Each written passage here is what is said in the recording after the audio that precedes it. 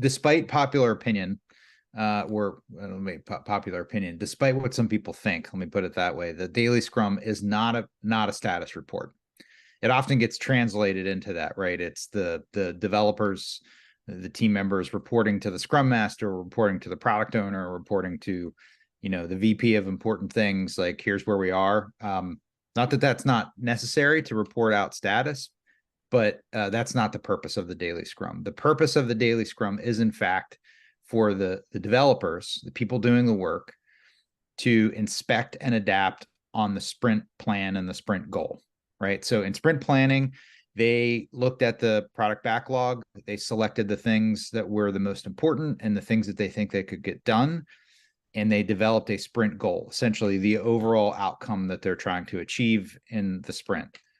Every day in the Daily Scrum, I sort of call the are we there yet, right? Like, every day they're asking, like, are we there yet? And obviously on the first day of the sprint, you're not, but they're inspecting on how much progress they're making, whether or not they've hit any roadblocks or struggles that they need help with, and also looking to where either they need help from their team or they can help their teammates out.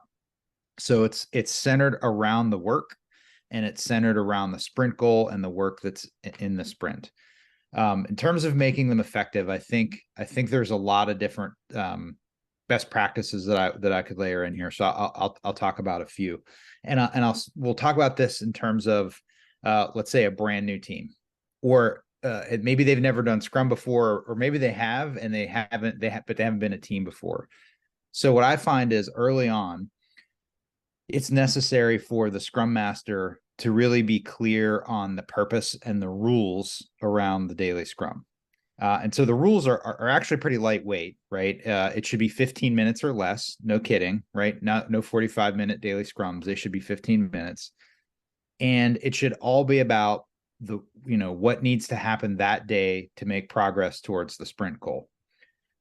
Some people will use, and many are familiar with the language, what did I do yesterday? What am I going to do today? What impediments do I have? Because it's a good sort of primer and conversation starter. But per the Scrum Guide and in practice, Daily Scrums don't have to run, just along those questions. We can talk about the items in the sprint backlog. We can have each person just give a short update. What is important is that we are having a good conversation and we're doing it efficiently. If those 3 questions are helpful, that's great. But if it turns into, robots, like, yesterday I did this, today I work on this, my impediment is I need oil next, right? If that's all it is and there's no conversation, then that's probably not effective. So setting that context, making sure that you have the right language, sometimes even giving permission to the team to say, I have no update, right? Because sometimes, for whatever reason, maybe you had a doctor's appointment, or you got pulled into another meeting that sidetracked you, or you're working on a task that's just really hard. It's not an impediment. It's just taking you a while. You may not have an update, and not everybody has to talk in the Daily Scrum. If people feel like they have to say something, this is one of the ways where you get Daily Scrums that blow past 15 minutes, right? The other thing is, as a Scrum Master, right, you really want to push to get this to be owned and run by the developers, not you. Honestly, the best Daily Scrums are the ones where they just happen, whether or not a particular person is there or not. It's just part of the culture of the team. And so as a Scrum Master, you have to figure out ways to give power back to the team. And one simple example of this is, rather than saying something like, okay, Tori, can you start us off today? You might just, as a Scrum Master, you might just ask a question: who would like to start? And then do something that's really hard for human beings to do, which is not say anything. Just be quiet and wait for someone to start talking.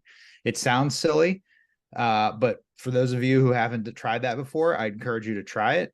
The joke that I make, or the bet that I make, is count to 10.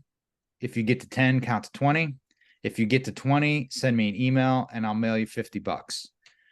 No, like, the entire team is not going to sit stone silent for 20 minutes. Try it. See if you can prove it wrong, but just give power back to the team. And then finally, like, oftentimes there is conversation that needs to happen. Maybe there's a deep dive on a topic or a problem that needs to be solved. There's a common practice that's been emerging. It's not talked about in the Scrum Guide, but I see it in real life all the time. And people call it lots of different things. They call it, the ninth hole, morning coffee, core hours. But essentially, what it is you have a 15-minute time box within which you run your daily Scrum, and then you set aside some additional time. Could be another 30 minutes, 45 minutes, maybe even an hour, where the team has just agreed, hey, we're going to be together and we're going to have conversation. We don't know what the topic is. We're just going to hold space for the team to do that collaboration. And that can be a really good way if you find yourself having really long daily scrums and maybe there is valuable conversation. It's just splitting the ceremony, first part daily scrum, second part, something like core hours.